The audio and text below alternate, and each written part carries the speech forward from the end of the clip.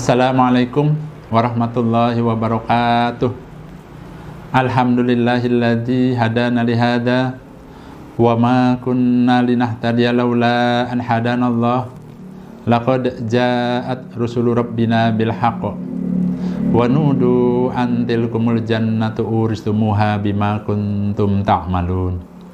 Asyhadu an la ilaha illallah wa asyhadu anna Muhammadan abduhu wa rasuluh sallallahu alaihi wasallam wa ala alihi wa ashabihi amma ba'da.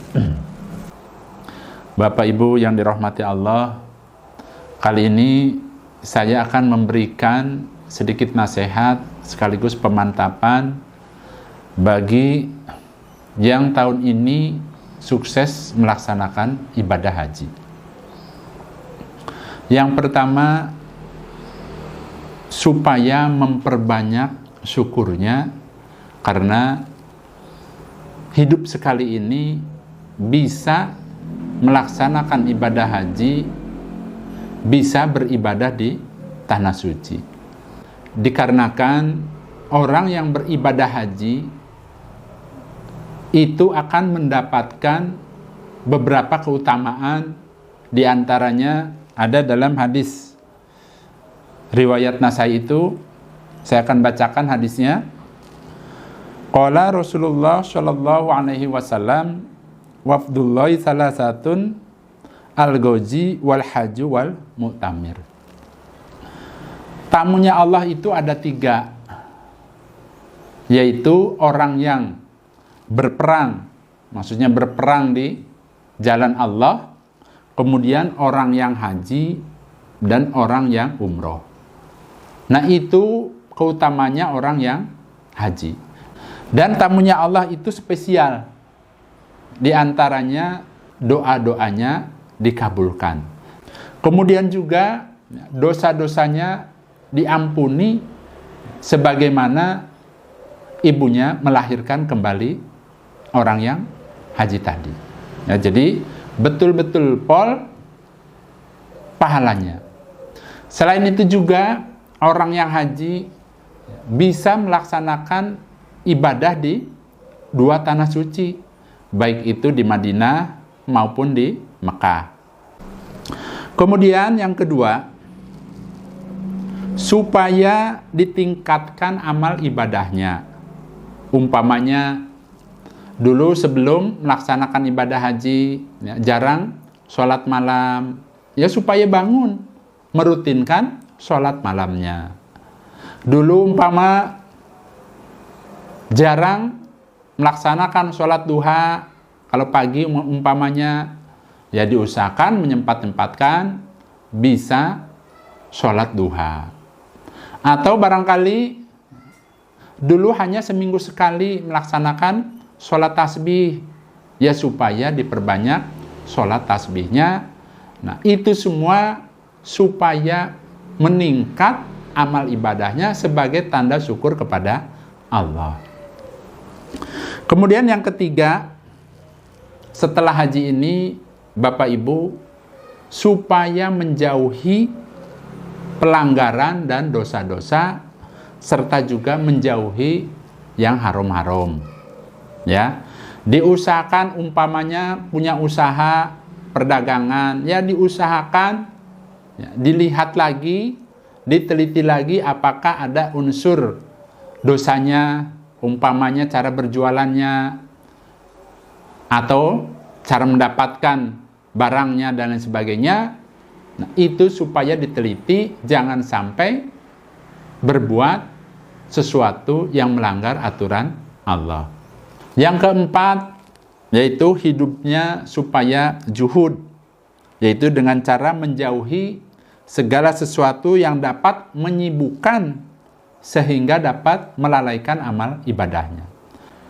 Cukup hidupnya yang utama-utama saja, ya. Jangan lagi seperti sebelum haji, ya. Ingat, ya, hidup ini hanya sekali dan hidup ini ada batasnya. Dalam artian, umumnya umat Nabi kita Muhammad Shallallahu Alaihi Wasallam itu antara 60 tahun sampai 70 tahun. Tidak lama, Bapak Ibu. Nah, untuk itu diusahakan supaya hidupnya zuhud. Jadi, hidup zuhud itu adalah mengutamakan ibadah dan juga menjauhi masalah keduniawian. Yang kelima, menjaga kemabruran hajinya. Ya. Dengan cara apa?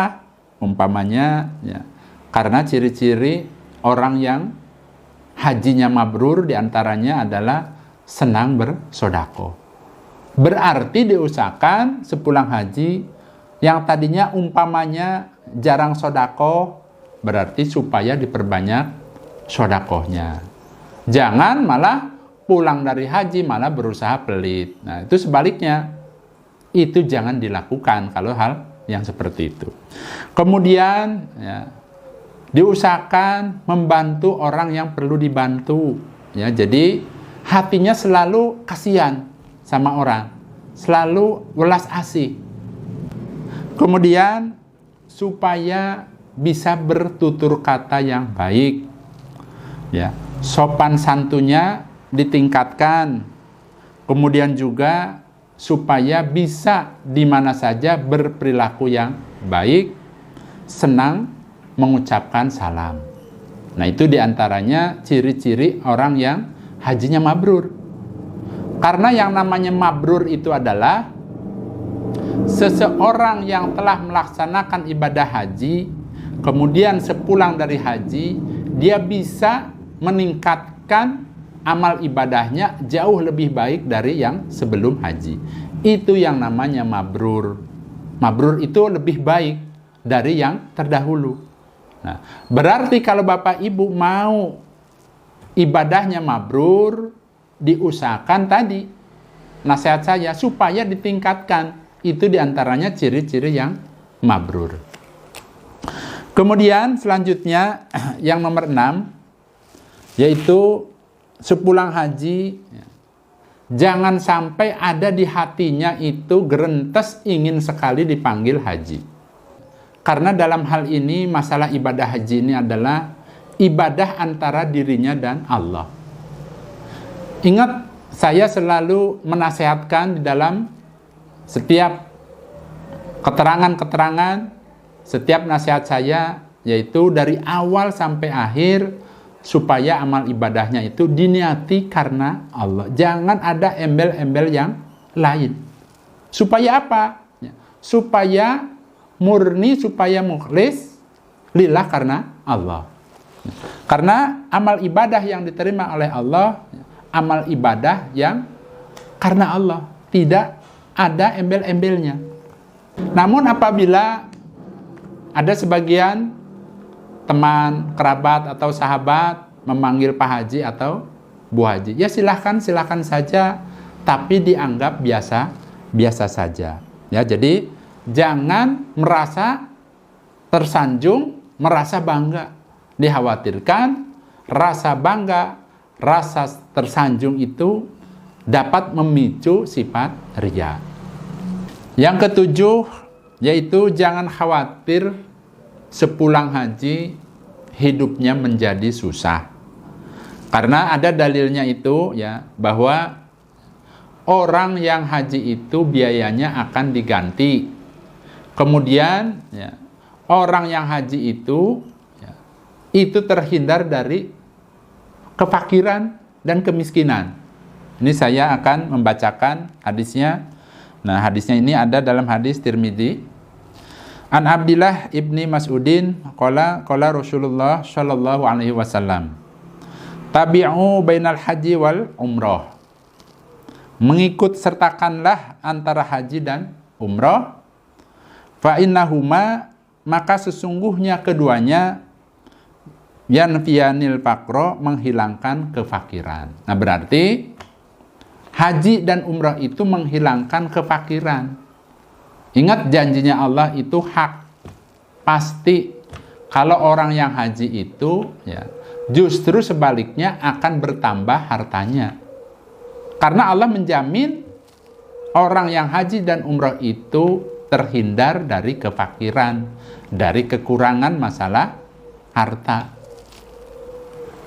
Kemudian saya teruskan, Wadunuba, dan dosa kama yang fil kiru, sebagaimana membersihkannya pandai besi, khobathal hadid, pada karatnya besi, wadahabi, dan emas, wal fiddati, dan perak, walaisa lil hajjah, dan tidak ada bagi orang yang haji al mabrurah, yang baik, thawabun ilal jannah, kecuali pahalanya yaitu surga.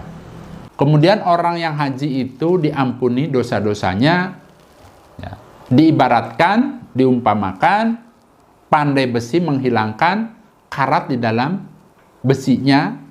Kemudian juga kalau ada orang misalnya ingin membuat perhiasan, itu kan karat-karatnya baik perak maupun emasnya itu supaya dihilangkan terlebih dahulu. Seperti itulah diumpamakan orang yang haji itu akan mendapatkan pahala yang besar, yaitu pengampunan dari Allah. Dan yang terakhir, yang ke-8, orang yang haji itu berkesempatan untuk mengunjungi tempat-tempat bersejarah. Di Madinah bisa berkunjung ke Masjid Nabawi, ke Raudhah, atau berziarah ke makam Nabi dan para sahabatnya.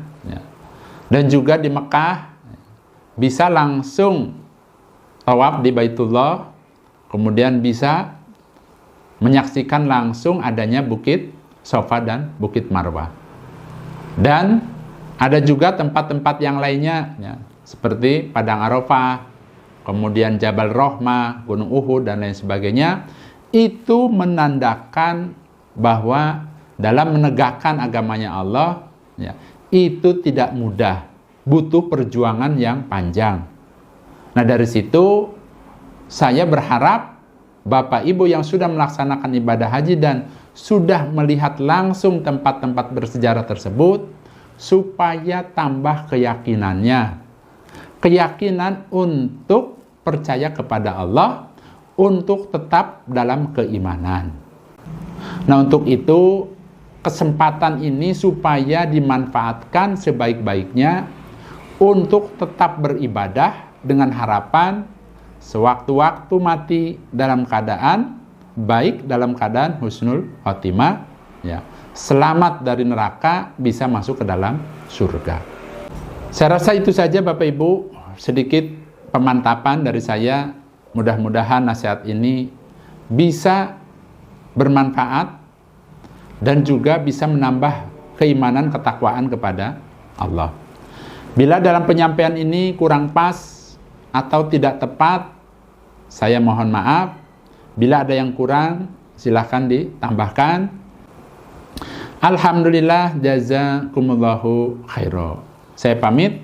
Wassalamualaikum warahmatullahi wabarakatuh.